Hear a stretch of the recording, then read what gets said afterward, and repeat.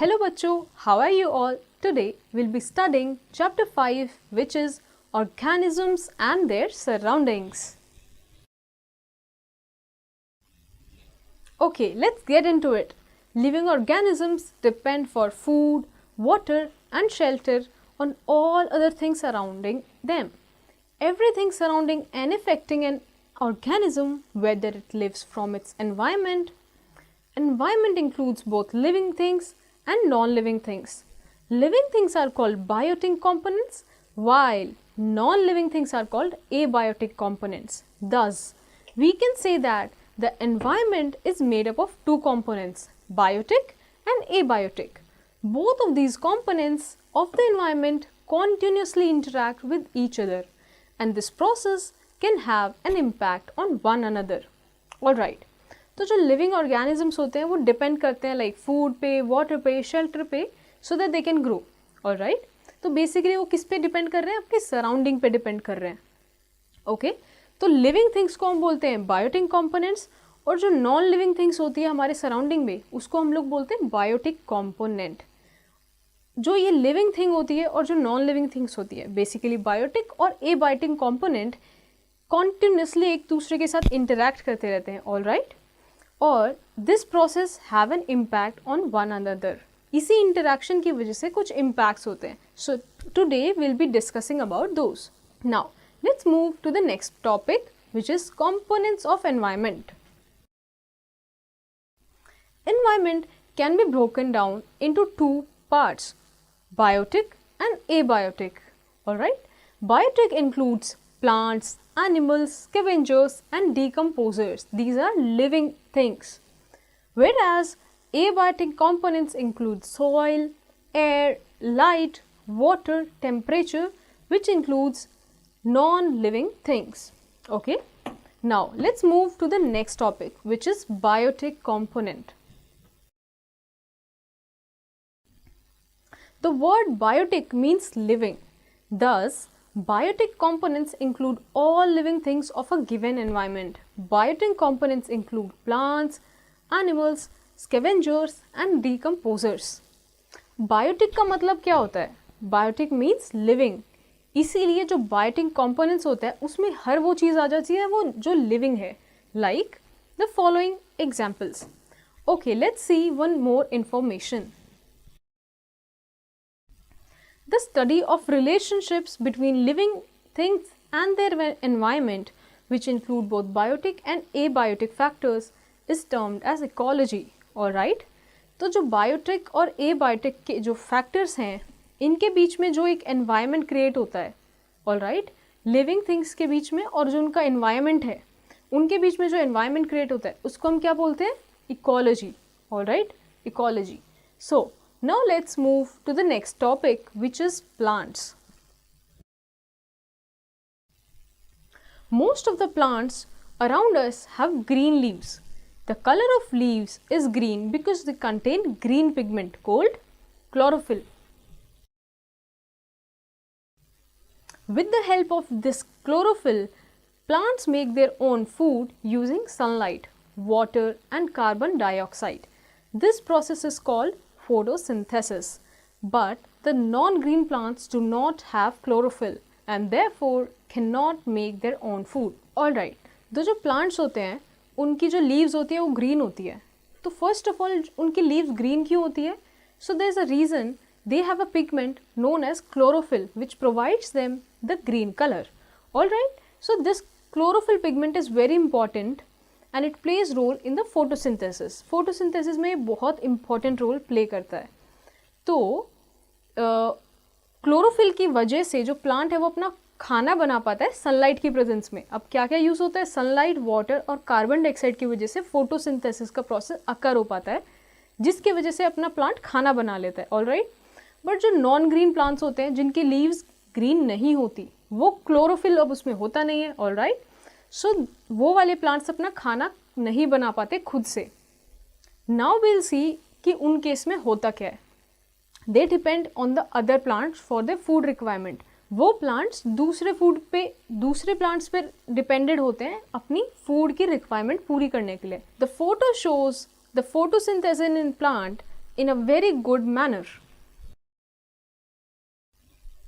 Alright, now let's move to the next page. Animals. Our next topic is animals. Animals cannot make their own food. They directly or indirectly depend on plant and their food. In fact, herbivorous animals receive their food from plants and carnivorous animals eat herbivorous animal in order to satisfy the need of their food. Okay, अब जो animals होते हैं वो अपना खुद खाना नहीं बना पाते, तो वो डिपेंड करते हैं प्लांट के ऊपर अपने खाने के लिए. ऑलराइट, तो यहाँ पे दो टाइप के एनिमल्स होते हैं. एक होते हैं कार्निवोर्स एनिमल, एक होते हैं हर्बीवोर एनिमल. ओके ओके, तो जो हर्बीवोर एनिमल्स होते हैं वो अपना फूड प्लांट से लेते हैं. ऑलराइट, वो अपना फूड प्लांट से लेते हैं. वेयर एज, ऑलराइट, तो जो एनिमल्स होते हैं वो अपना खाना खुद नहीं बना पाते. Right, so they depend on the plant for their food directly और इनडायरेक्टली. अब ये डायरेक्टली और इनडायरेक्टली को हम समझते हैं. So there are two type of animals, herbivore animals and carnivore animals. Okay, जो herbivore animals होते हैं वो directly plant पे depend करते हैं अपने खाने के लिए, whereas जो carnivore animal होते हैं वो indirectly plant पे depend करते हैं अपने खाने के लिए. Indirectly कैसे? कि जो carnivore animal होते हैं वो herbivores को खाते हैं.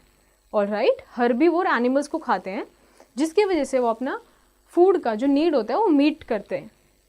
Both animals and plants need nutrition in order to grow.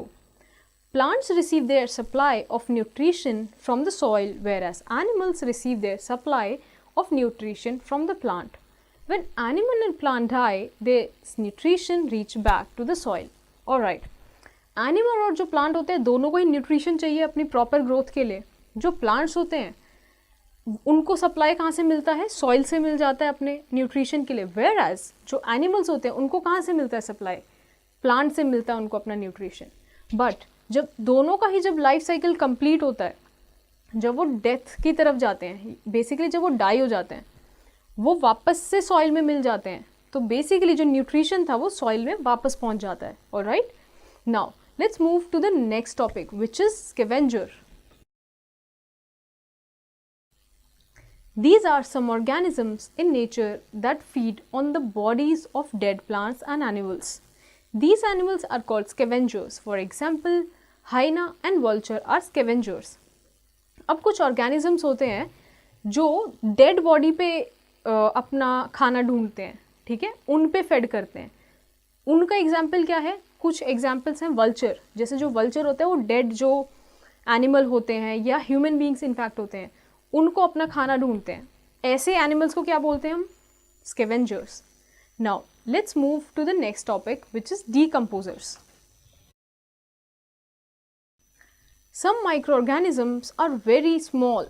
They cannot be seen with the naked eyes. These microorganisms feed on the dead bodies of plants and animals and decompose them into simple substances. These are called decomposers. For example, bacteria and fungi are decomposers. अब कुछ जो microorganisms होते हैं, mostly microorganisms बहुत छोटे होते हैं, naked eye से भी नहीं देख सकते. ये लोग क्या करते हैं, ये अपना जो खाना होता है वो डेड बॉडीज़ या जैसे प्लांट्स और एनिमल्स होते हैं उनको डीकम्पोज करने से बनाते हैं. ऑलराइट, उनको बोलते हैं हम डीकम्पोजर्स. जैसे बैक्टीरिया हो गया या फंजाई हो गया. तो लेट्स से अगर आप एक लोफ ऑफ ब्रेड देखो, उसमें फंजाई होती है, वो डीकम्पोज करती रहती है उसको और अपना खाना बनाती रहती है. वैसे ही बैक्टीरिया होता है. So these are the example of these animals, decomposers. Let's get to an information. Fungi are considered as the main decomposer of litter or waste in various ecosystems. The growth of fungi is characterized with the presence of hyphae. Alright? तो जो main decomposer है वो कौन है? Fungi.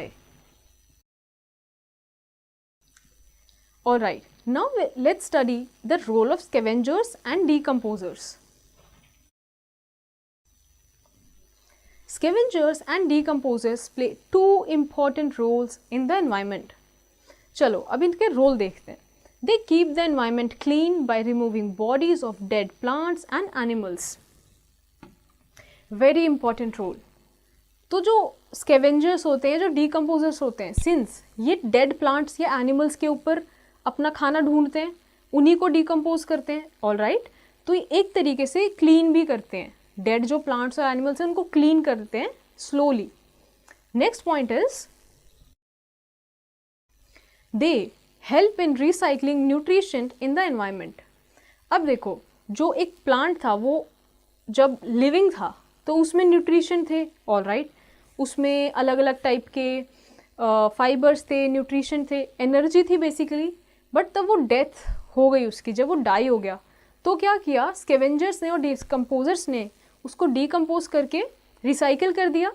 Recycle करने से क्या हुआ, जो न्यूट्रिशन था वो वापस से सॉइल में, वो वापस से प्लांट की टूवर्ड्स आ गया, all right. So these are the roles of scavengers and decomposers. The nutrients taken by living things during their lifetime return to the environment after scavengers and decomposers act upon them and convert them into simple substance to be used again. This is what we discussed just now. Now, let's pull your sleeves. Take some vegetable peels, bring some garden soil and mix it well with vegetable peels. Now, fill the mixture in an earthen pot and sprinkle some water on it. Cover this with a newspaper and place it in any airy and dark place. Make sure the place must be away from direct sunlight. Keeps the mixture moist time to time. After a few days, you will find the vegetable peels are disappeared in the soil. Try to find them by using a trowel. Alright? So now what you have to do is, जो kitchen से vegetable waste निकलता है, peels होते हैं vegetables के, उनको लेना है और आपको एक पॉट में गार्डन सॉइल डालनी है, एक सॉइल डालनी है, उसमें वेजिटेबल पील्स डाल देने हैं, उसमें थोड़ा वाटर डालना है और उसको न्यूज़पेपर से कवर करके एक डैम्प एरिया में, जहाँ पे थोड़ा सा एरिया और डार्क प्लेस हो, जहाँ पे डायरेक्ट सनलाइट ना हो, वहाँ पे रख देना है और उसको टाइम टू टाइम मॉइस्ट करना है. कैसे? पानी डालते रहना है थोड़ा थोड़ा. So now you will experience and you will observe after few days that जो भी उस सॉइल में आपने वेजिटेबल पील्स डाले थे वो डिसअपियर हो गए हैं. Alright. So this shows that जो स्केवेंजर्स हमने पढ़े, जो डीकम्पोजर्स जो हमने पढ़े, उसकी वजह से यहाँ पे डीकम्पोजिशन हो गया है. Alright. Now let's move to the next topic which is interactions among biotic components. Plants and animals depend on each other for various needs. Let's move to the next page. Animals mainly depend on plants for food and shelter. Animals in turn help plants by pollinating flowers, disappearing seeds, etc. In nature, following relationships are observed among plants, animals, scavengers and decomposers. Alright. तो जो animals होते हैं या जो plants होते हैं basically वो pollination के हेल्प से अपने आप को मल्टीप्लाई करते हैं. ऑलराइट. और उसमें एक मेजर रोल कौन प्ले करते हैं? एनिमल्स. पॉलिनेशन में वो सीड को एक जगह से दूसरे तक पहुंचाने के लिए.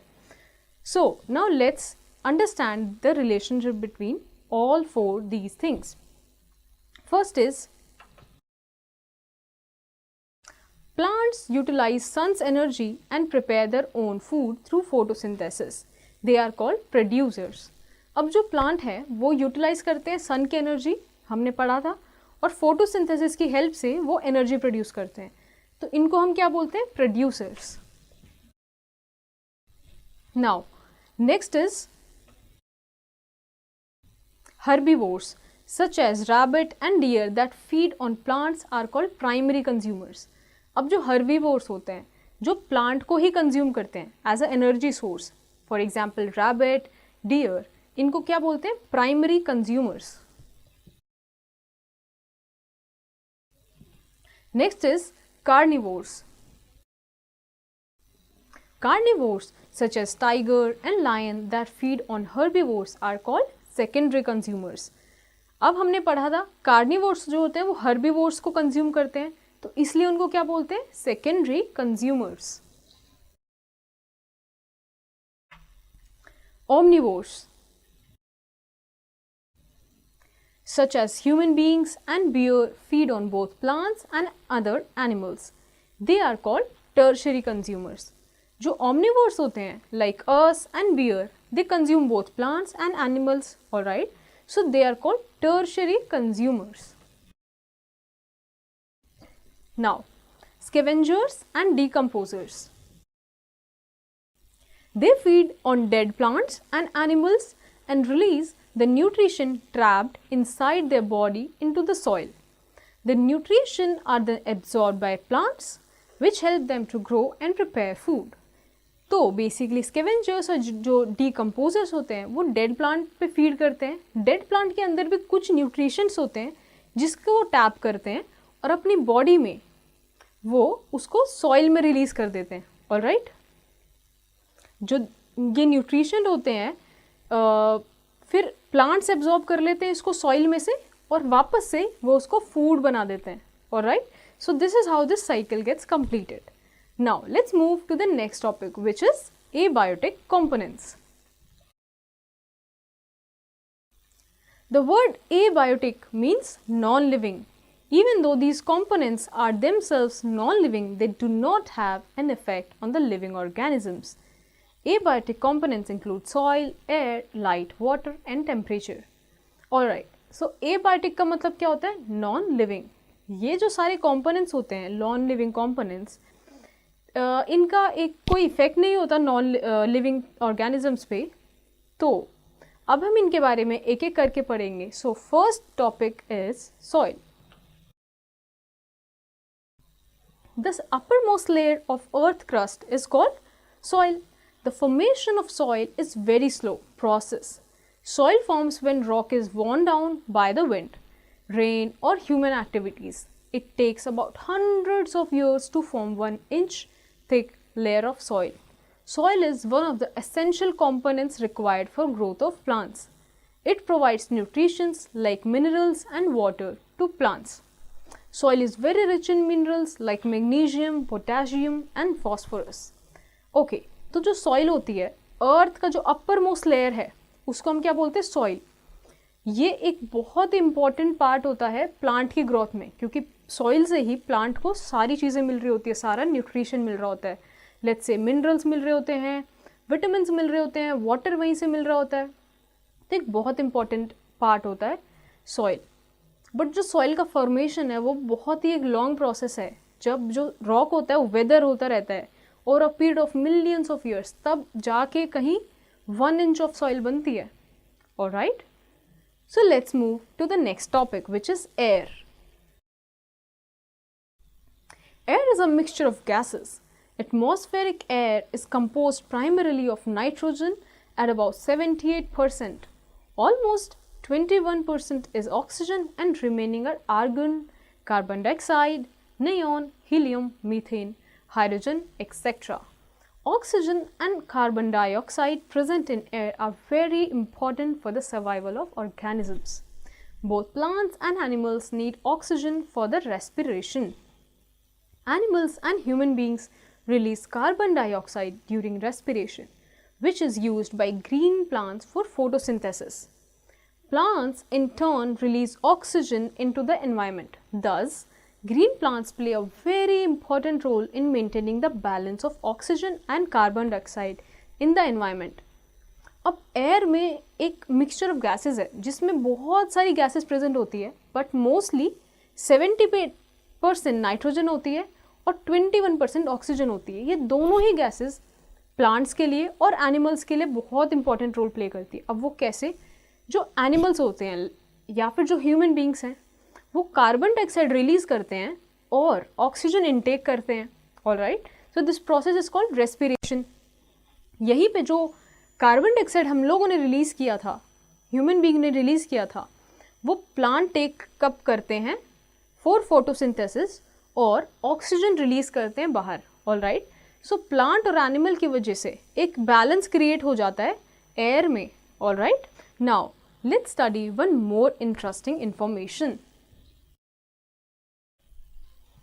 Though carbon dioxide is a poisonous gas, but its little amount, which is 0.03% in the atmosphere, is necessary because it can trap the heat of the sun in the atmosphere, which is helpful to keep the earth warm. Alright, तो अभी तक हम लोगों ने पढ़ा है कि carbon dioxide एक पॉइजनस गैस है, राइट? बट इसका बहुत ही कम परसेंटेज भी बहुत इंपॉर्टेंट है एटमॉस्फेयर में. तो जो कार्बन डाइऑक्साइड है ये ट्रैप करके रखती है हीट को. जो भी सनरेज अर्थ पे आती है, कुछ सनरेज, कुछ जो हीट है वो बहुत ज़रूरी है कि वो एटमॉस्फेयर में ही रहे, ताकि जो अर्थ का एनवायरनमेंट है वो वार्म रहे, ना कि फ्रीज हो जाए. All right, now let's move to the next page. Now we'll study about light. Light is a very important for plants. Plant need sunlight as energy to prepare their food during photosynthesis. If there is no light, photosynthesis cannot occur and food cannot be produced by them. You know that all organisms depend on their food for green plants. In the absence of food and oxygen, there will be no life on the earth. Thus, the sun can call the prime source of energy on the earth. Plants that grow underwater also need light for photosynthesis. Okay, very important point. Okay, तो light एक बहुत ही important है plants के लिए. कैसे important है? अब जो plants है वो अपना खाना through the process of photosynthesis किससे बनाते हैं primarily? sun की presence में बनाते हैं, right? अब sun की presence में खाना बन रहा है. अब जितने भी एनिमल्स हैं, बी इट कार्निवोर्स, हर्बीवोर्स और omnivores, all are dependent for food and for their energy on what? On plants. All right, तो अगर लाइट ही नहीं होगी तो फोटोसिंथेसिस नहीं हो पाएगा, फूड नहीं बन पाएगा, तो लाइफ सस्टेन ही नहीं हो पाएगी अर्थ पे. ऑल राइट, इनफैक्ट जो प्लांट्स अंडर वाटर ग्रो करते हैं उनको भी फोटोसिंथेसिस, उनको भी लाइट की ज़रूरत होती है. All right, now let's move to an experiment. So the aim of this experiment is to observe and compare germination in the presence and absence of light. The material required are 6 bean seeds, 6 pots, plant sprayer, soil and cupboard. Okay, so let's do this together. Let's fill each pot with soil. Okay, now plant 1 bean seed in each pot. Make sure you gently cover each seed with shallow layer of soil. आपको 6 pots लेने हैं, उसमें soil डालना है और हर एक pot में एक एक seed bean का डालना है. You have to make sure कि हर एक seed थोड़ा सा layer of soil से cover होना चाहिए. Next is place 3 of the pots outside in a spot that receive lot of sunshine. Place the remaining 3 pots in a dark cupboard. Now, spray all your planted seeds gently with water. Make sure you regularly water the planted seeds for 3 weeks. Now, अब आप लोग को क्या करना है? 6 pots में से 3 pots आपको ऐसी जगह पे रखने हैं जहाँ पे डायरेक्ट सनलाइट आती हो, ऑलराइट? और बाकी जो बचे 3 pots है आपको वो एक डार्क जगह पे रख देनी है जहाँ पे बिल्कुल भी सनलाइट नहीं आती. Now, you have to spray water to these seeds. Alright, आपको थोड़ा थोड़ा वाटर रोज देते रहना है. Now you have to wait for 3 weeks and then observe. Now let's move to the analysis part. So you will observe that the seeds in the cupboard away from the sunlight did not grow. Only the seeds that receive light sprouted. So what are we understanding from this? That light is important for plants to grow. Okay? तो जिसने grow कर लिया, जो light की present में था उन्होंने ही सिर्फ ग्रो किया, तो इससे क्या पता चला कि light is very important for plants to grow. Let's move to the next topic which is water. Water is very essential for life. It is important for carrying out photosynthesis in plants. Plant absorb water through their roots, which is then transported to different plant parts. Water also play an important role in human body. Blood, which transports substances within the human body, is largely composed of water. More than 70% of Earth's surface is covered by water. Water dissolves vital gases like oxygen, carbon dioxide. This enables aquatic organisms to survive under water.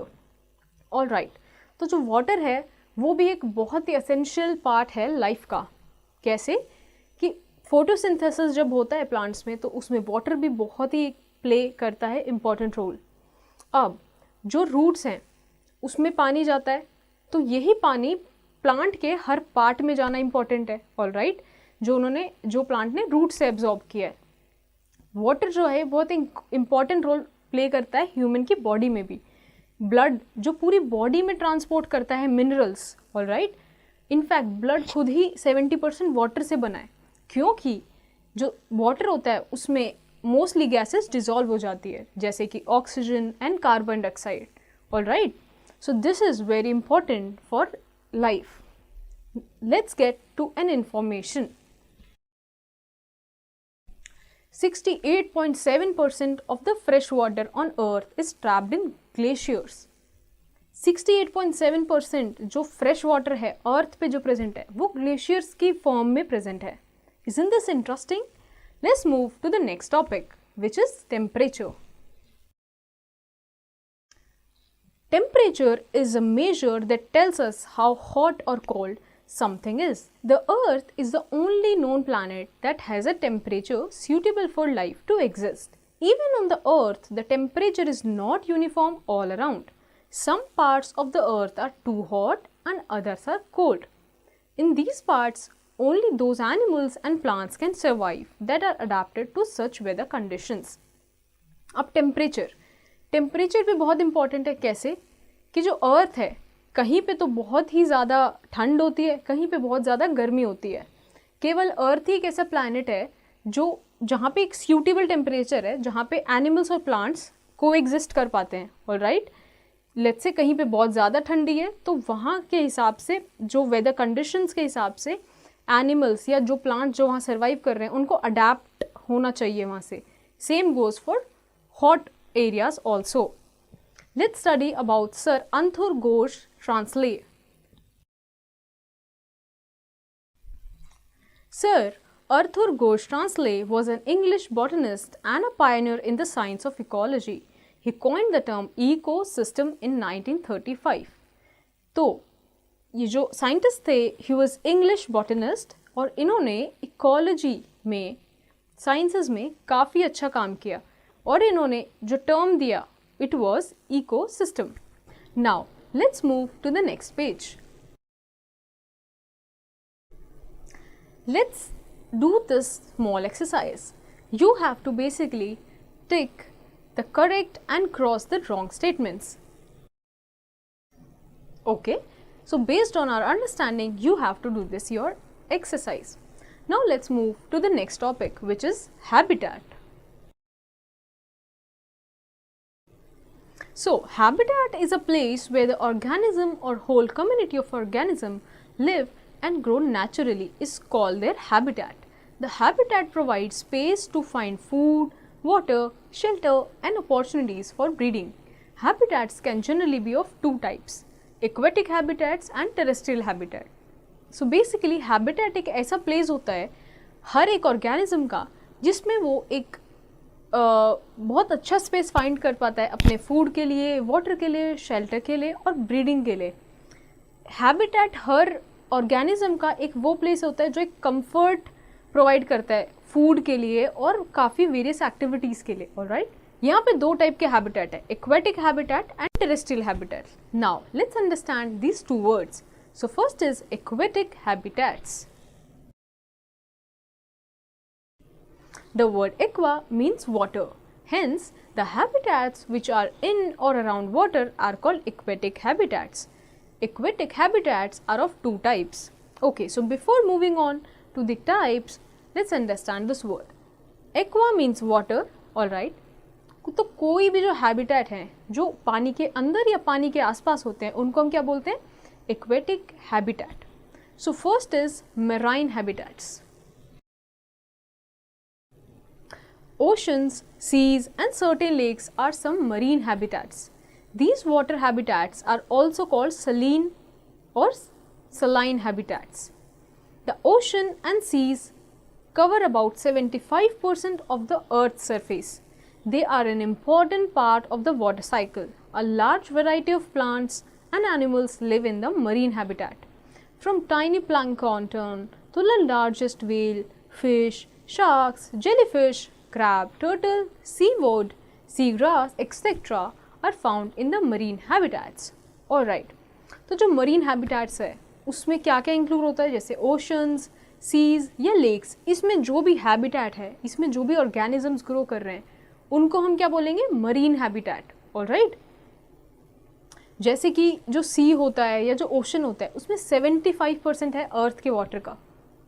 Alright, तो ये बहुत important है life cycle में, water की life cycle में. ठीक है, let's move to the next topic which is fresh water habitat.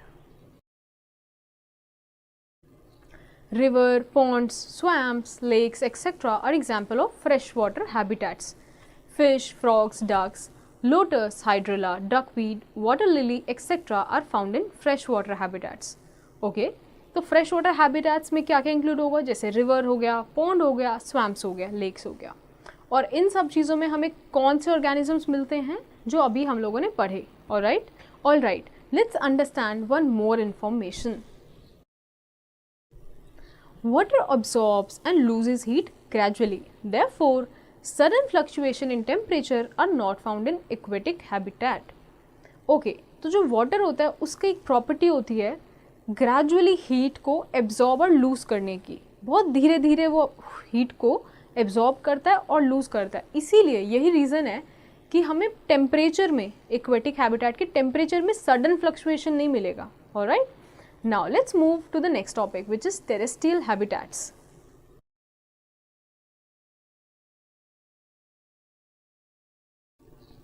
The word terra means ground. All the habitats present on land are called terrestrial habitats. Forest, grasslands, deserts and mountains are example of terrestrial habitats. Okay, so terra means ground. All right, तो जो भी habitats जो land पे present होते हैं, alright, या फिर ground पे प्रेजेंट होते हैं, for example forest, grasslands, desert, इनको हम क्या बोलेंगे, terrestrial habitats. So one of the terrestrial habitat is forest. Forests have a diversity of living organisms. They occupy 1/3 of Earth's surface and are found in all corners of the world. All forests have trees as the dominant plant type. They provide shade and protection to many organisms. There are 3 types of forest: tropical, temperate and taiga or boreal forest. Okay, तो जो forest है उसमें बहुत diversity मिलती है हमें living organisms की, और वो 1/3 अर्थ को ऑक्यूपाई करते हैं, 1/3 अर्थ का सरफेस ऑक्यूपाई करते हैं. इतने वास्ट हैं forest, you know. So basically forest जो है उसमें डोमिनेटली प्लांट ट्रीज ही होते हैं, और ये शेड्स प्रोवाइड करते हैं, प्रोटेक्शन प्रोवाइड करते हैं एनिमल्स को. ठीक है, तो ये मेजरली 3 टाइप के फॉरेस्ट होते हैं. So we'll read about them in the next page. Here we'll discuss only about the tropical rainforest. Tropical rainforest. Tropical rainforests are very wet places, receiving heavy rainfall either seasonally or throughout the year. These are also called rainforest. They are found near the equator. Hence, the temperature remains uniformly high between 20 degrees Celsius to 35 degrees Celsius. Okay. जो tropical rain forest होते हैं ये बहुत ही wait places हैं, क्योंकि इनमें बहुत ही ज़्यादा हैवी रेनफॉल होता है, इधर सीजनली या फिर throughout the year.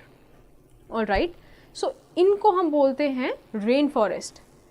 Mostly ये इक्वेटर के अराउंड प्रेजेंट होते हैं अर्थ पे. ऑलराइट, तो जो इनका टेम्परेचर होता है वो यूनिफॉर्म ही रहता है बिटवीन 20 डिग्री सेल्सियस तो 35 डिग्री सेल्सियस. क्यों? क्योंकि इनमें या तो सीजनली रेन फॉरेस्ट रेन होती है या फिर throughout the year rain होती ही रहती है. So they remain wet. Now the next topic is grasslands. Areas or habitats dominated by grasses with a few trees or shrubs are called grasslands. In grasslands, temperature ranges from -20 degrees Celsius and 30 degrees Celsius. The annual rainfall varies between 50 and 90 centimeters. They cover almost 1/4 area of the Earth's surface. The type of vegetation in the grassland can vary in height from very short to quite tall plants. Grassland provides shelter to large variety of animals including giraffe, zebra, lion, etc. To survive in diverse environmental conditions, all life forms of grassland including plants and animals possess some adaptation. Alright, तो जो grasslands होते हैं वहाँ पे आपको थोड़े trees कम दिखेंगे और शर्ब्स दिखेंगे, ग्रासेस दिखेंगे, और यहाँ का जो टेम्परेचर होता है वो रेंज करता है -20 डिग्री सेल्सियस से 30 डिग्री सेल्सियस तक. यहाँ पे जो रेनफॉल है उसका अमाउंट कम होता है which is around like 50 to 90 centimetres. Alright, grasslands mostly 1/4 area करते हैं अर्थ का कवर. तो यहाँ पे जो टाइप ऑफ वेजिटेशन है उसका भी डिफरेंट हाइट है. तो यहाँ पे बहुत टॉल से लेके बहुत छोटे प्लांट्स आपको देखने को मिलते हैं. बहुत ज़्यादा वैरायटी होती है एनिमल्स की, like zebra, lion. Alright, but यहाँ पे जो भी एनिमल्स रहते हैं या जो भी प्लांट्स हैं उनमें एक स्पेशल अडेप्टेशन होता है towards this environment so that they can survive in this harsh and diverse environmental condition. Okay, so you can see the picture of the grassland there. Now let's understand the deserts. Deserts तो हम सब ने देखे होंगे. We have heard of Rajasthan, okay, the land of deserts.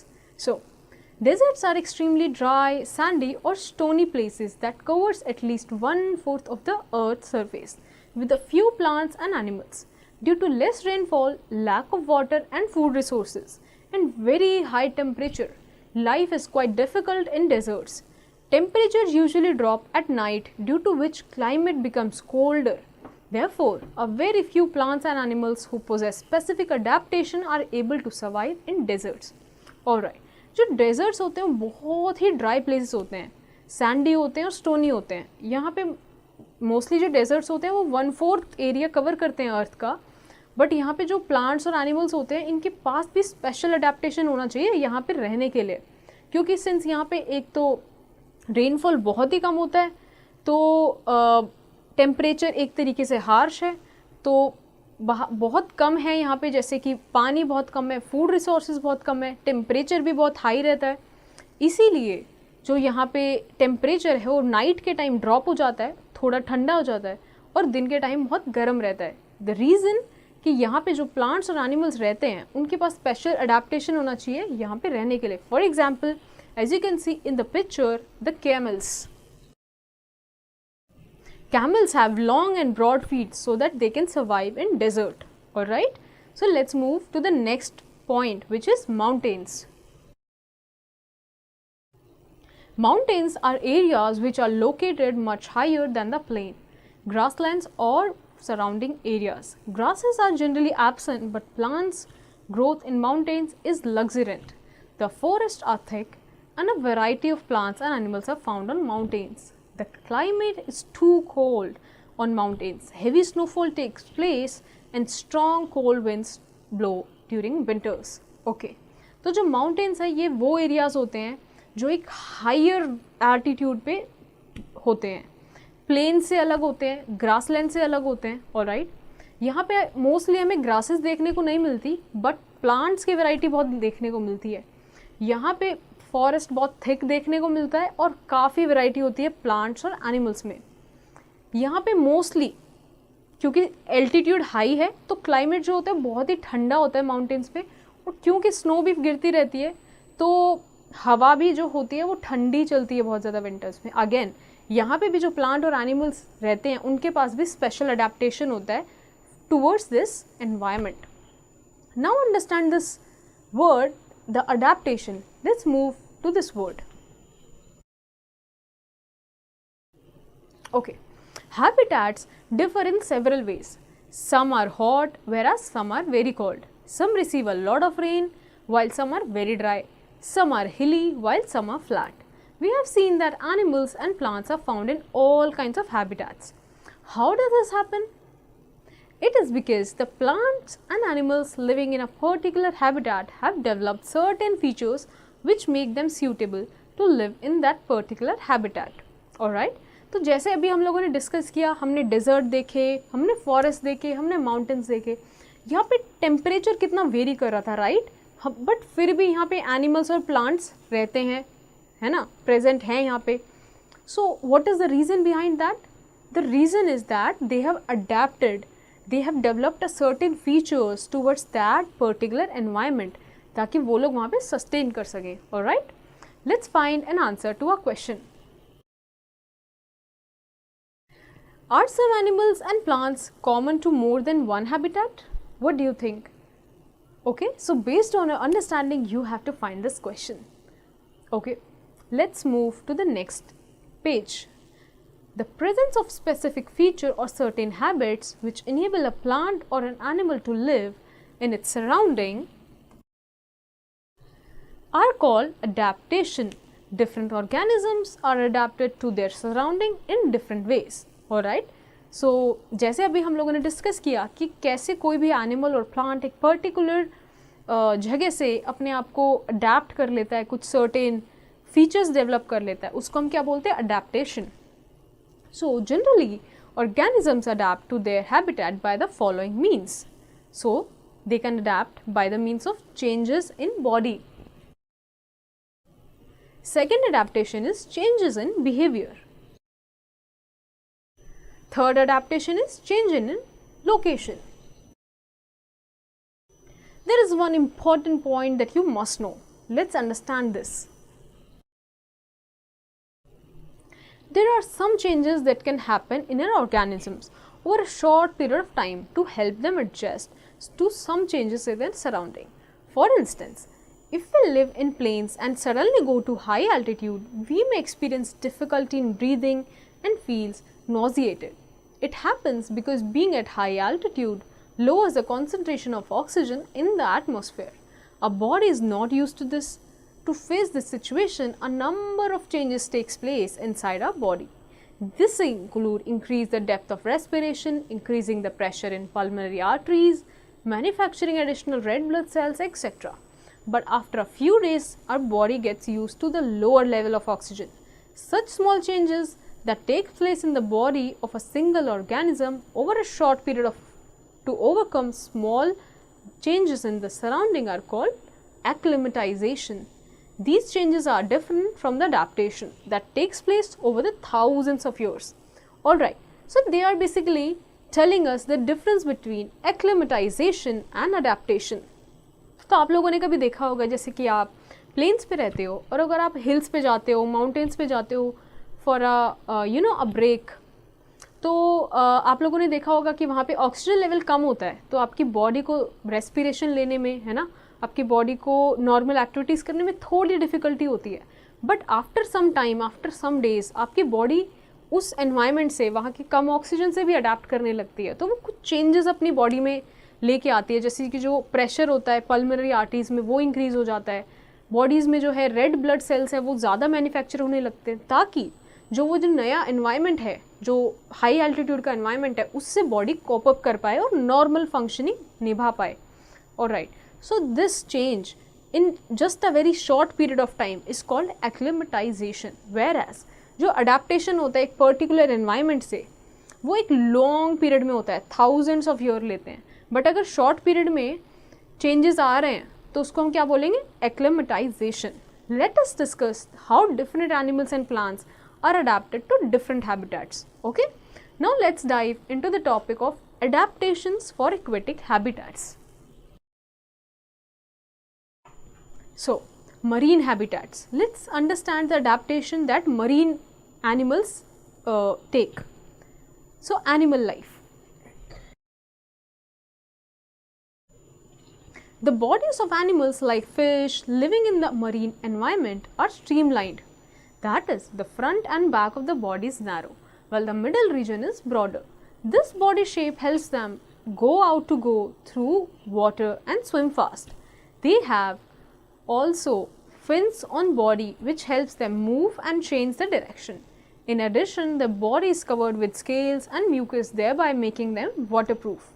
Alright, सो यहाँ पे हम adaptation अगर समझें तो मरीन लाइफ में क्या क्या अडेप्टेशन हुई. फॉर एग्जाम्पल जैसे हम फिश का बॉडी देखते हैं या कोई भी बॉडी जो मरीन एनिमल की होती है, जो वाटर एनिमल्स की होती है, वो कैसी होती है कि एक स्ट्रीमलाइन बॉडी होती है. एंड से और पीछे से, एंड से और आगे से वो पॉइंटेड होती है, नैरो होती है, but at the same time बीच में से वो थोड़ी ब्रॉड होती है. Alright, so this streamline shape helps them to move very fastly in the water, ताकि वो स्विम कर सके और पानी को काटते हुए आगे जल्दी से बढ़ सके. ऑलराइट, वैसे ही काफ़ी सारे हम देखते हैं कि फिश के ऊपर स्केल्स होते हैं, है ना, गिल्स होते हैं. तो ये सब अडेप्टेशन है टूवर्ड्स वाटर हैबिटेट. उनकी बॉडी पे म्यूकस भी होता है जो उनको स्लिपरी बनाता है ताकि वो ईजिली फ्लो कर पाए, ईजिली स्विम कर पाए वाटर में. Alright, so let's get into an information. Some animals like squids and octopus living in oceans do not have streamlined bodies, so they avoid swimming and live close to the bottom of the ocean. They wait for the prey and catch it when it moves towards them. Such types of marine animals are called bottom dwellers. Okay, तो क्या सभी animals के पास ये streamlined body होती है? तो नहीं. So कुछ animals ऐसे होते हैं जो रहते तो पानी में ही हैं but उनके पास streamlined body नहीं होती. So they are basically called as bottom dwellers. ये जो bottom dwellers होते हैं वो नीचे ही रहते हैं पानी के. They don't swim. So they basically wait ताकि वो जो उनके प्री हैं जिनको वो जिनसे वो खाना बनाते हैं अपना, उनको वेट करते हैं और वहीं पे अपना खाना पकड़ते हैं. All right, let's move to the next part. Most animals living in oceans breathe through their gills. But animals like dolphins and whales do not breathe through gills. They have blowholes at the top of their heads. They come to the surface of water from time to time to breathe in air. Fish also have air bladders to help them float in water. Fish without a bladder like shark need to swim constantly to move to avoid sinking. So basically कुछ animals ऐसे होते हैं जिनके पास gills नहीं होते, तो वो अपने जो होल होता है जिनको बोलते हैं ब्लो होल्स, उधर से जो उनके हेड के ऊपर से होता है वहाँ से ब्रीथ करते हैं. ओके, कुछ फिशेस होते हैं जिनके पास ब्लैडर्स होते हैं. कुछ ऐसे फिशेस होते हैं जिनके पास ब्लैडर्स नहीं होते लाइक शार्क, तो इनको कॉन्स्टेंटली स्विम करते रहना है ताकि वो सिंक ना हो जाए. तो ये कुछ एडेप्टेशंस हैं जो मरीन एनिमल्स रखते हैं ताकि वो एक एक्वेटिक लाइफ जी सकते हैं. Alright, so let's move to the next page. Now we'll study about freshwater habitats.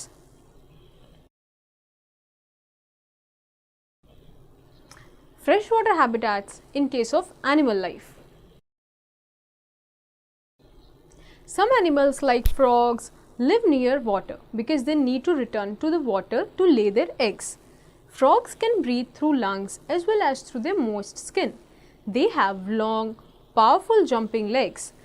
This helps them to move and catch their prey. They have webbed feet that help them swim in water.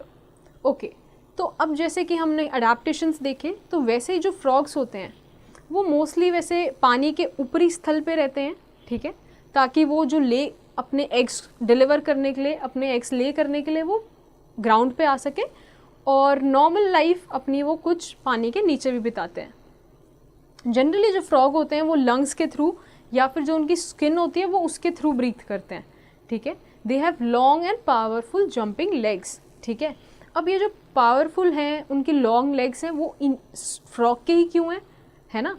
तो ये frog के इसलिए हैं क्योंकि उनको अपना जो pre होता है, जो खाते हैं वो उनको कैच करना होता है. ऑलराइट, तो उसके लिए मूवमेंट चाहिए, इसीलिए they have long jumping legs.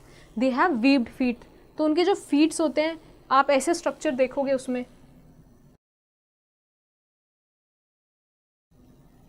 ऐसा एक स्ट्रक्चर होता है, तो इससे क्या होता है कि वो स्विम कर पाते हैं easily. So these are all the adaptation जो एनिमल जो फ्रॉग है उसने की हुई है. वैसे ही अगर हम प्लांट में अडेप्टेशन देखें तो let's move towards plant life. Okay, plants living in water are called aquatic plants. Aquatic plants show the following adaptation. First is Since aquatic plants are surrounded by water, the roots are reduced in size and mainly serve to anchor the plant. अब जो aquatic plants होते हैं वो already water में ही है, right? तो जो उनके रूट्स होती है वो रिड्यूस्ड होती हैं, साइज में कम होती है, ऑलराइट, ताकि वो प्लांट को सर्व कर सके सिर्फ एंकर में. वो इतनी स्ट्रॉन्ग बस होती है कि वो प्लांट वहाँ पे रह सके. Second adaptation is plants that live in moving water have long narrow stems. This prevents the plant from being carried away with water currents. Okay. तो एक चीज़ और क्या है कि उनके पास लॉन्ग स्टेम्स होती है, नैरो स्टेम्स होती हैं, जिसकी वजह से जब वो पानी में मूवमेंट होती है तो उसकी वजह से ऐसा ना हो कि वो कैरिड अवे हो जाएं वाटर के साथ. Alright. Third adaptation is stems have air chambers that allow the aquatic plant to flow in water. अब जो स्टेम्स होती हैं एक्वेटिक प्लांट्स की, उनके पास एयर चैम्बर्स होते हैं. ऑलराइट. एयर चैम्बर होने की वजह से वो उनको लाइट वेट बना देते हैं, जिसकी वजह से वो वाटर पे फ्लोट करते हैं. So the fourth adaptation is leaves of plants like lotus and water lily have a waxy coating that prevents them from routing. तो आपने देखा होगा जो लोटस होता है, जो लिली होता है, these are what aquatic plants. जो इनके लीव्स होते हैं उस पर एक वैक्सी कोटिंग होता है, जिसकी वजह से पानी जो है वो बिल्कुल अलग ही रहता है. इवन दो लीफ के ऊपर रखा रहता है बट वो बिल्कुल भी उसको गीला नहीं करता, वैक्सी कोटिंग प्रोवाइड करता है. So these were the some of the adaptations of aquatic plants. Now let's move to the adaptation for terrestrial habitats. Land के लिए हैबिटेट्स में अडेप्टेशन पढ़ेंगे. So in case of tropical rain forest, what are the adaptation in the animal life? Animals in tropical rainforest show following adaptations. So the first adaptation is animals which display darker colors are most likely to be able to hide themselves from predators. तो animals जो land पे रहते हैं वो लोग क्या करते हैं, उन्होंने अडेप्ट ऐसे किया है कि डार्कर कलर है उनका. डार्क कलर क्यों है? क्योंकि वो फिर लेट्स से जो ट्री होता है उसके बार्क के साथ या फिर सॉइल के साथ या फिर किसी और चीज़ के साथ अपने आप को हाइड करके रखना चाहते हैं प्रीडेटर से, ताकि वो अपने प्रीडेटर से बच सके. तो ये एक तरीके का अडेप्टेशन है. So the next adaptation is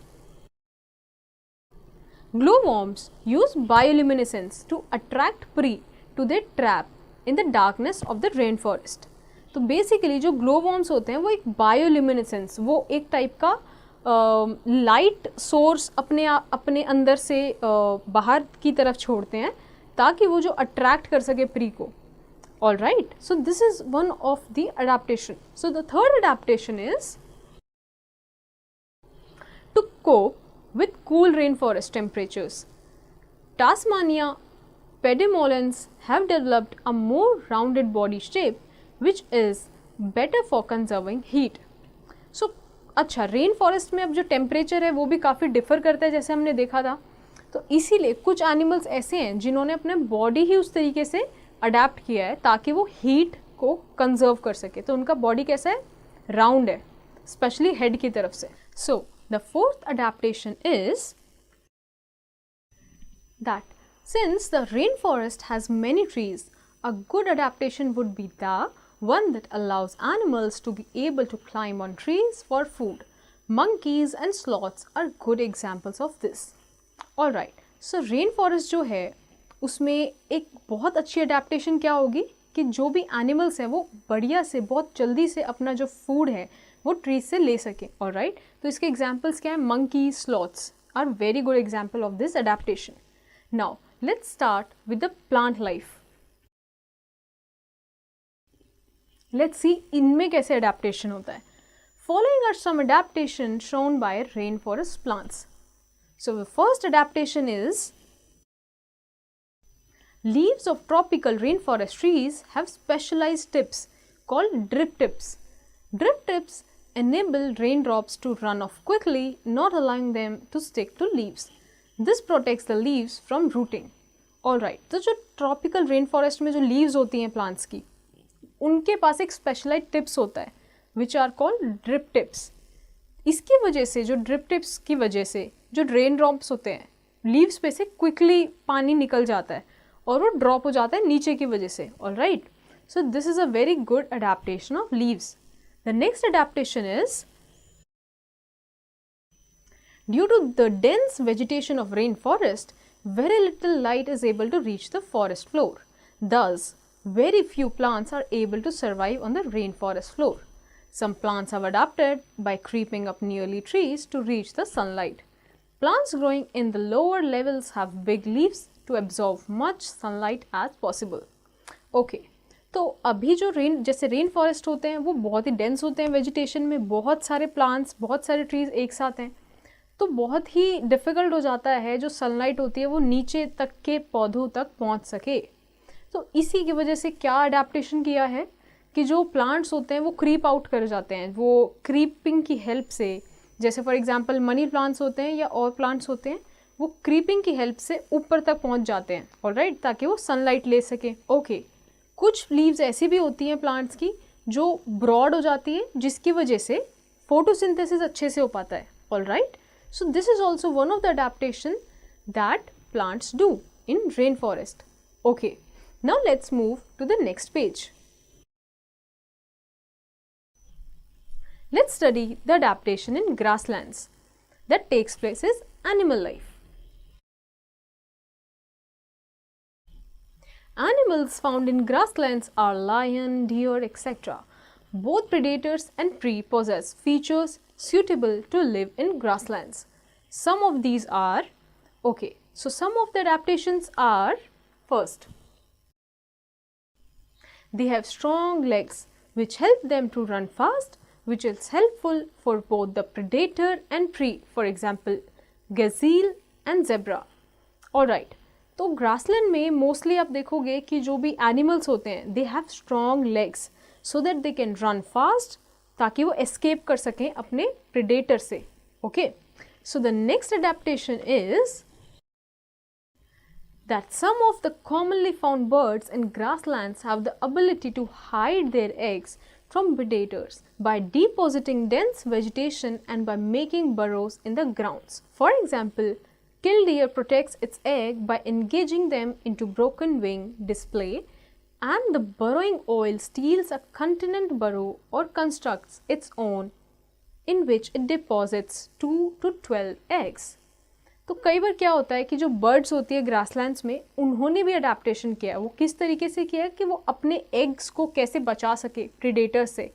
alright, तो प्रोटेक्शन के लिए क्या करते हैं कि जो अपने एग्स हैं उसके बाहर एक प्रोटेक्शन दिखा देते हैं ताकि जो प्री है वो उससे दूर जा सके. ऑलराइट, कई बार जैसे फॉर एग्जांपल जो किलर डियर्स होता है वो प्रोटेक्ट करते हैं अपने एग को कैसे, ब्रोकन विंग्स को डिस्प्ले करके. ठीक है, तो these are some of the adaptations. Let's move to the third adaptation.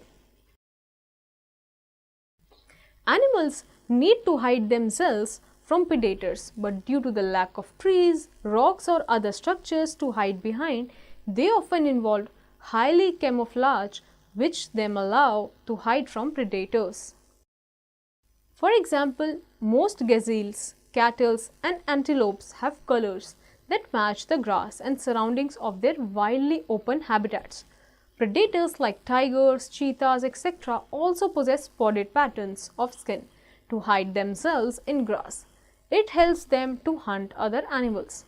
Okay, अब जैसे ग्रासलैंड्स में हम लोगों ने पढ़ा था कि ज़्यादा ग्रासेस होती हैं, ट्रीज़ या बहुत ज़्यादा वेजिटेशन होती नहीं है, तो इसकी वजह से जो एनिमल्स हैं वो अपने आप को भी हाइड करने की कोशिश करते हैं प्रेडेटर से. Alright, so they have camouflage skin. Alright, so they have the capacity कि वो अपने सराउंडिंग से मैच कर सके अपना प्रिंट, जिसकी वजह से वो अपने आप को प्रेडेटर से बचा लेते हैं. ऑलराइट, ऐसे कुछ एग्जांपल्स हैं जैसे कि गजील्स, कैटल्स, एंटेलोप्स. इनके पास इनकी बॉडी पे, स्किन पे एक ऐसा कलर होता है जो ग्रास को या सराउंडिंग को मैच करता है, which helps them to protect themselves from the predators. So the next adaptation is they have keen eyesight to spot the danger. अब इनकी eyesight भी उसी तरीके से adapted है कि वो दूर से ही अपना danger देख लें. Next adaptation we'll see in the plant life. Many kind of grasses, some shrubs and flowering plants are found in grasslands. The plant of this region possess the following adaptation. Okay. अभी हमने animals के life में adaptation देखा जो grasslands में होते हैं. अब हम देखेंगे प्लांट के लाइफ में अडेप्टेशन जो ग्रासलैंड्स में होते हैं. So the first adaptation is grassland plants usually have flexible stems which bend instead of breaking when the wind is strong. These plants also have strong roots that prevent winds from uprooting them. तो अब grasslands में mostly पेड़ तो होते नहीं है, बहुत ज़्यादा ग्रासेस होती है, तो जो हवा है उसका स्पीड भी बहुत तेज़ होती है, तो जिसकी वजह से जो स्टेम्स हैं ग्रासेस की वो बहुत फ्लेक्सिबल होती है ताकि वो ब्रेक ना हो. ऑलराइट, यही जो प्लांट्स होते हैं इनका जो रूट्स होती है बहुत स्ट्रॉन्ग होती है ताकि विंड की वजह से वो अपरूट ना हो सके. So the second adaptation is that the plants have narrow और tiny leaves to reduce water loss. तो जो प्लांट्स होते हैं ग्रासलैंड्स में, since they don't have any shade, alright, direct sunlight आती है, तो वो अपने लीव्स को बहुत ही रिड्यूस कर लेते हैं ताकि वाटर लॉस कम हो सके. For example in cactus. So the third adaptation is that some plants have roots that extend deep into the soil to absorb as much water as possible. This also prevents grazing animals from pulling the roots out of the soil. Okay, so जो भी plants होते हैं जो grass roots में available होते हैं, वहाँ की जो रूट्स होती है वो बहुत ही एक्सटेंडेड रूट्स होती हैं ताकि सॉइल्स में जहाँ भी वाटर है उसको वो खींच सके, इसलिए उनके पास बहुत ही एक्सटेंडेड सिस्टम ऑफ रूट होता है. ऑल्सो एक और रीज़न ये है कि जो भी ग्रेजिंग एनिमल्स होते हैं अगर वो फिर भी उसको पुल आउट करने की कोशिश करे ग्रासेस को, तो एटलीस्ट रूट्स बाहर नहीं आए. So these are some of the adaptations. Now let's get to an information. The way in which features of an animal's body, like its color, shape or pattern on skin matches its surroundings so that it is difficult to be seen is called camouflage. Camouflage basically एक ऐसा feature होता है animal की body का, may be because of its colour, shape और pattern, ताकि जो उसकी स्किन है वो सराउंडिंग से मैच कर सके. ऑलराइट, तो ताकि वो डिफ़िकल्टी हो जाए किसी और के लिए कि वो स्पॉट कर सके उसको. Okay, now let's move to the deserts and understand the adaptation that takes place in animal life living in desert. Animals found in a desert are camels, kangaroos, rats, snakes, lizards, spiders, scorpions and insects. They have adapted against heat and water scarcity. Alright, so जो animals होते हैं जैसे हमने examples देखे, इन्होंने अपने आप को बहुत अच्छे से अडेप्ट किया हुआ है towards desert environment, towards dry and heated environment. तो उन्होंने वाटर स्कैरिसिटी है, सिंस वहाँ पे हीट है, उसकी वजह से हम देखते हैं क्या क्या अडेप्टेशंस हैं. A camel is an excellent example of adaptation to a desert life. It is called the ship of the desert. A camel is mostly found in Rajasthan in our country. तो अभी हम देखेंगे कि कैमल्स में क्या क्या adaptation है. Here are the examples of the animal life, which is kangaroo and snake, that are found in desert. Now, let's move to the next page. Okay, a camel shows the following adaptation. So, the first adaptation is it has a very thick skin to bear the heat of the desert. It also prevents loss of water through evaporation and perspiration. Alright, तो जो camel की जो skin होती है वो बहुत ही thick हो जाती है ड्यू टू अडेप्टेशन, ताकि वो वाटर लॉस प्रिवेंट कर सके through evaporation and perspiration. So the next adaptation is it has one or two humps in its body. The hump is a storehouse of fat. The camel uses the fat of its hump as a food energy in emergency. तो हम लोगों ने generally देखा ही होगा camel के पास hump होता है, इधर वन हम्प और टू हम्प, राइट. तो जो ये हम्प होते हैं ये एक स्टोर हाउस ऑफ फैट होता है, जिसकी वजह से जो फैट होता है camel time to time use कर लेता है it in a form of energy during emergencies. So the third adaptation is it has padded feet which act as cushions and helps the camel to walk comfortably on the sand. The padded feet do not allow it to sink in the sand, as you also see in the photo. So they have the padded feets, okay, जिसकी वजह से वो उनको cushion provide करता है और इसी reason की वजह से वो बहुत कंफर्टेबली वो सैंड पे मूव कर पाते हैं और वो पैर उनके नीचे सैंड के नहीं जाते. सो the next adaptation is it has special pouches to store water in them. So a camel can live without water for many days. It excretes little urine to maintain water balance. तो since desert में water scarcity होती है, water बहुत कम होता है, तो camel ने बहुत पाउचेस बना लिए अपनी बॉडी में. These are called special pouches so that water can be stored. और यही जो पाउचेस होते हैं टाइम टू टाइम यूज़ होते हैं. इसी की वजह से यूरिन भी बहुत ही कम एक्सक्रीट होता है कैमल की बॉडी से, ताकि वाटर का जो बैलेंस है वो मेंटेन किया जा सके. So the next adaptation is it has long eyelashes and ear hair to protect the eyes and ears from the sand. It also keeps its nostril closed to keep the sand out. Okay. तो जैसे कि वहाँ पे desert में sand होता है और बहुत ही हवा भी चलती रहती है, इसकी वजह से उनकी आँखों में लंबे आई लैशेज होते हैं, हेयर होते हैं एयर में ताकि प्रोटेक्ट हो सके. So these are some of the adaptations. Let's move to the plant life present in the desert. So the plants which grows in a desert are called desert plant or xerophytes. Many kind of thorny bushes, shrubs and trees without leaves are found here, such as cacti, prickly, pear, etc. अब जो plants होते हैं जो desert में grow करते हैं उनको हम क्या बोलते हैं? xerophytes. ये mostly bushes होती हैं, shrubs होती हैं या trees होते हैं, but without leaves. Okay, so some typical plants that grows in a desert show adaptation in their roots, stems and leaves. तो कहाँ का adaptations होती हैं? Root, stem and leaves.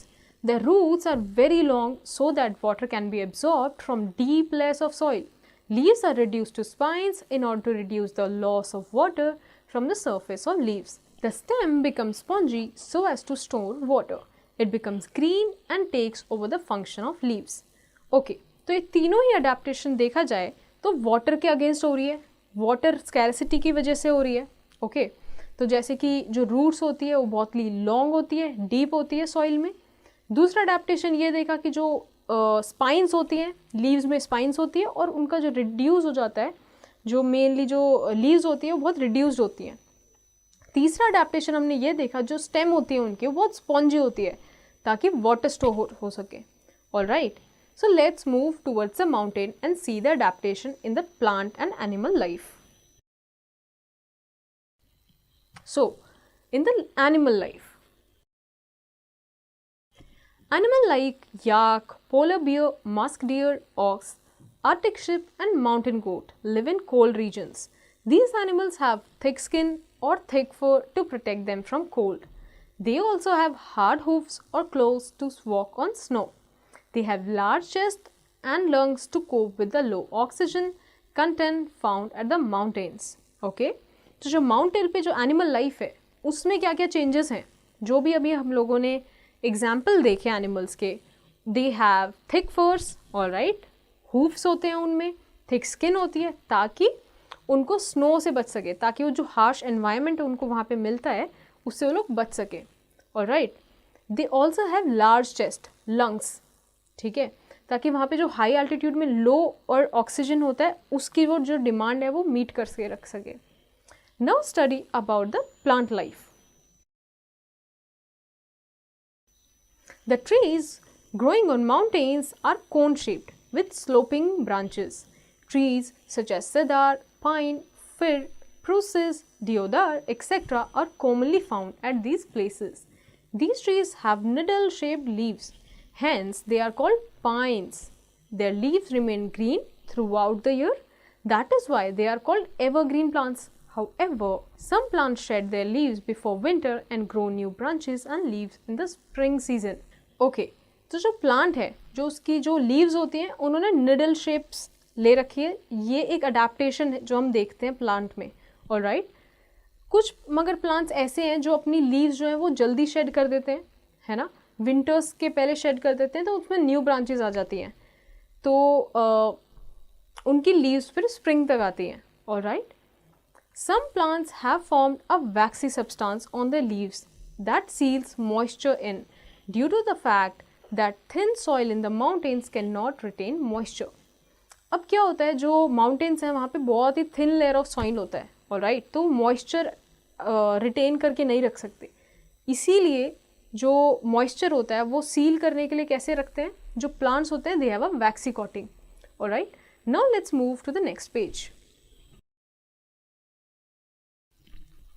Okay, let's do this a small exercise. You have to write down the adaptive features possessed by the animals and plants living in particular habitat. For example, जैसे oceans, tropical rainforest, grassland, desert and mountains हैं, इनमें आपको adaptations लिखनी है जो अभी हम लोगों ने पढ़ी. Similarly, choose the odd one given reasons. जैसे monkey, sloth, squirrel, fish हैं, इनमें से आपको odd one out ढूंढना है based on the where they are found. Alright, so let's get to the word finders. Okay, so the first word is environment. The surroundings or condition in which a person, animal or plant lives. Chlorophyll, a pigment found in green plants which helps them in the synthesis of food. Habitat, the area where the organisms or whole community of organisms live or grow. Aquatic habitats, the habitats which are in or around water. Terrestrial habitats, the habitats which are on land. Xerophytes, plants growing in desert. Perspiration, the process of sweat glands of the skin secreting a salty fluid. And the camouflage, the ability of certain animals to blend with the surroundings, making them difficult to spot. Okay, now let's take a look on these points. Our environment is our surrounding. Abiotic factors are the physical or non-living factors such as soil, temperature, lights and water. Biotic factors are living things like plants, animals, scavengers and decomposers. A place where plants and animals live and grow is called habitat. Special characteristics that enable plant and animals to survive in a particular environment are called adaptations. Alright, I hope ये chapter आपको बहुत अच्छे से समझ आया होगा. So based on your understanding, you have to do this exercise in your homework.